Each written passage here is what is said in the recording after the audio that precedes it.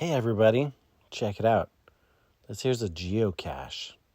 It's like a little hidden little container, and we're going to make one. I've logged on to thingiverse.com and I typed in geocache. There's a lot of different caches that come up, little containers that we can play in the game geocaching. Geocaching is a GPS-enabled scavenger hunt. And today we're going to build a rock. This one. Now, if you look at it, it looks like a real rock. There's the 3D printer settings down here. And we can check them out, see the settings to use. Now, what we're going to do here is download the model.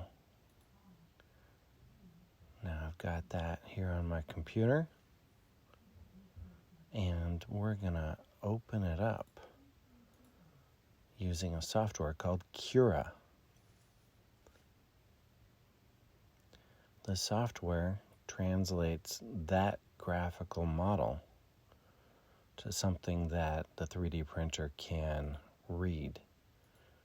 Now, and the original size is good, but I want to make it bigger. So we're going to enlarge it. We're going to scale it up. This looks pretty good. All right, now we're going to save that and get it off to the 3D printer.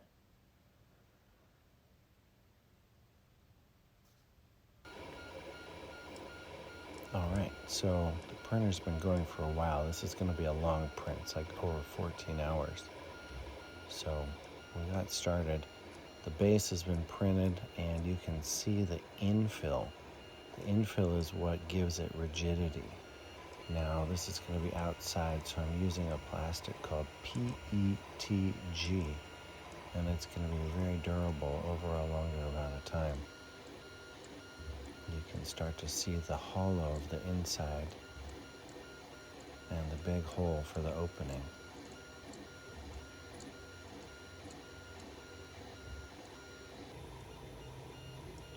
There it is a few hours later.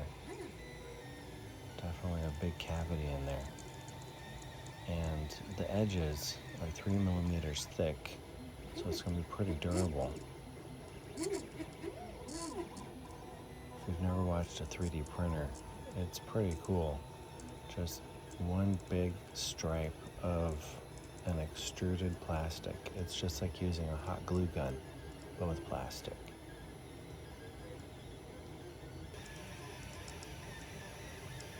If you look real close, you can see that fresh bead going down.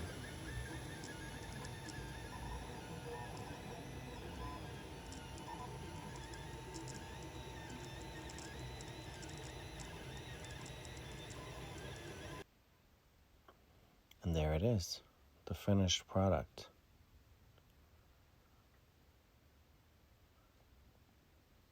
Now, if you look real close, you can see the layer lines. I printed this with 1 millimeter thick material, so it's a lot faster than a traditional print. And this shows you the stopper for the bottom. Now, since those layer lines are really pronounced, I'm going to use a primer filler, and this is going to thicken up the paint, basically. It's going to kind of fill in those layers and give us another layer of protection against the elements. I'm using a lot of paint.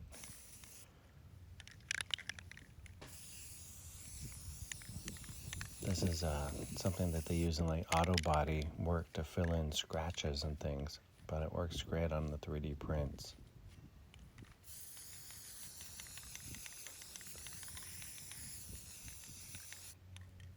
You can start to see those thicker layers filling in the gaps.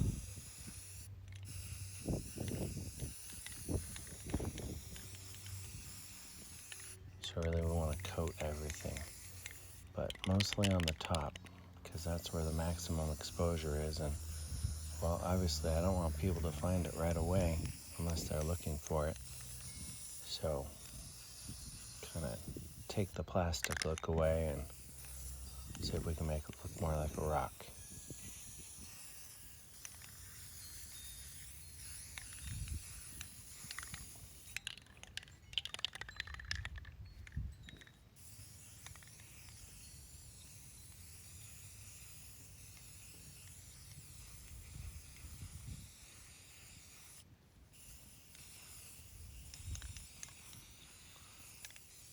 See, that surface is changing. Kind of just filling in the gaps. You can barely see it where it was like really pronounced before. But that is some thick paint. So now I'm going in with some colors. Let's kind of like mix and match. The first layer here is just like some black. I want to give it some, some definition. I'm spraying from really far away. We don't want an even coat. We want it just to be really kind of random and all over, but we want to see the underneath color. I do love the color of the primer, so it's definitely going to show through. And, if you've got like old scrap paints with the bad tips, they kind of like spray out kind of wonky. That's even better for this.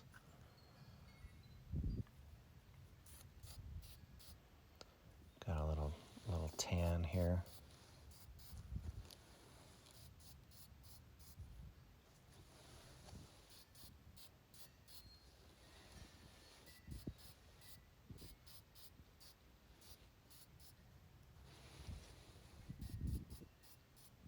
Just working the way around. When you shoot at different angles over texture, then the texture actually creates shadows. So it kind of builds to the contrasts.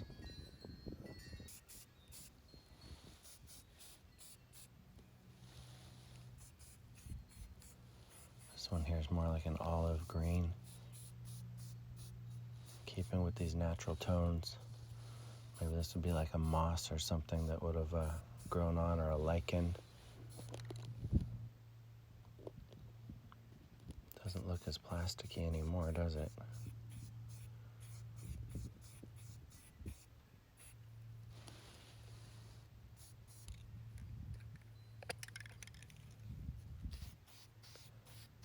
All right, and then we're hitting back to the black. Just a little bit. This will create like a shadow layer towards the bottom. It's not going to need it, but yeah, it's just a little more.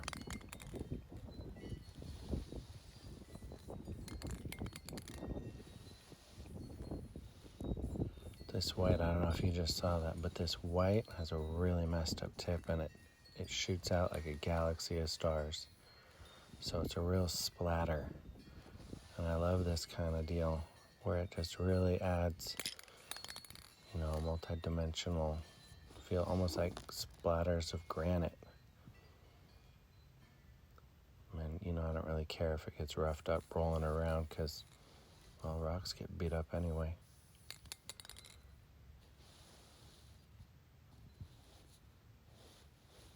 So it's pretty good like this. It's got definitely a rocky appearance. But you guys got to know about sheen. And glossy paints will stand out. So this is a matte finish. And I've got some sand. So this is just regular like topsoil sand from my yard. Spraying some matte finish, and while it's wet, I'm throwing the sand on. And it's going to basically stick in the paint. And where it sticks, it kind of looks like it's, dirty. But the paint is going to hold it there. And so over the years, this should kind of maintain some of that sandy appearance, even if this gets banged around a little bit. But I love how it really gives it a new look to it, a natural feel to something that we just made out of plastic. It's all part of the camouflage.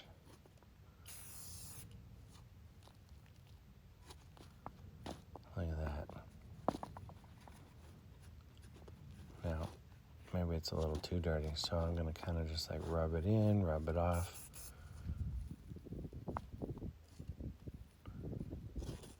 Add it till you feel like you got adequate coverage.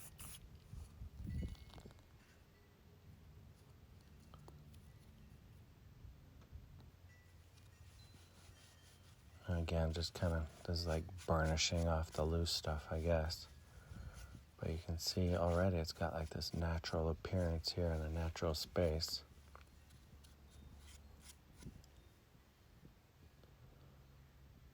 You can see the little bracelet my daughter made for me. So sweet.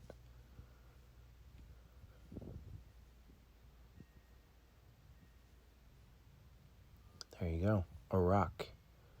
So the cool thing about geocaches is it's a cache. It's a thing full of stuff, and we're gonna fill it with all these toys and trinkets, including a trackable. And that little duck guy with the dog tag on it has a secret number that allows people to track it in time and take it to new places. So we're going to put that guy in there to start it off. The location we're going has a lot of geese in it. So we went with like the duck theme, and the geese theme here is to do that, and the big bug in there. And then this is a log that people are going to sign and say that they've been here and found the cache. So we're going to just seal that up.